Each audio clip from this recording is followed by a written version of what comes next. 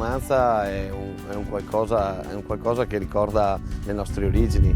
A Vicenza tutti noi possiamo dire che abbiamo alle spalle un passato agricolo.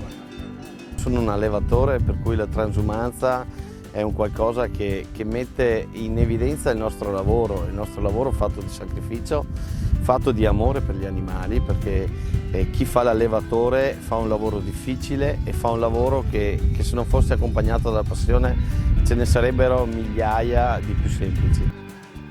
Le vacche fanno all'incirca 90 km, che è un percorso impegnativo, anche perché per chi fa la transumanza, per le persone che fanno la transumanza, non sono 90 km lineari, ma sono 90 km di piccoli scatti, di andare avanti, di tornare indietro, ed è veramente difficile gestire una mandria così numerosa, fatta anche e soprattutto di tanti animali giovani. Sarebbero, se fossero delle persone, sono una mandria di ragazzi giovani, per cui con la vitalità della persona giovane.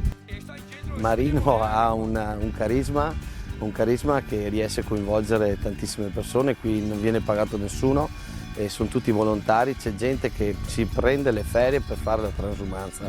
È di fatto una settimana, perché la transumanza dura 3 giorni, ma ampiamente impegna le persone una settimana prima e una settimana dopo, perché ci sono tutte le cose da fare, i preparativi, e poi di fatto insomma mettere a posto tutti gli animali non è così semplice.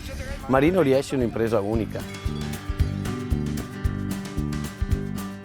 Noi siamo un'azienda che fa delle origini, il proprio credo. Noi siamo un'azienda che non può delocalizzare, viviamo in questo territorio e questa è la manifestazione del nostro territorio, e è fatta oltretutto da una famiglia che è nostra associata. Finché insomma, ci sarà la volontà, soprattutto della famiglia Pagiusco, di fare questa manifestazione, la appoggeremo in tutto per tutto, sia con risorse e sia con l'impegno fisico delle persone.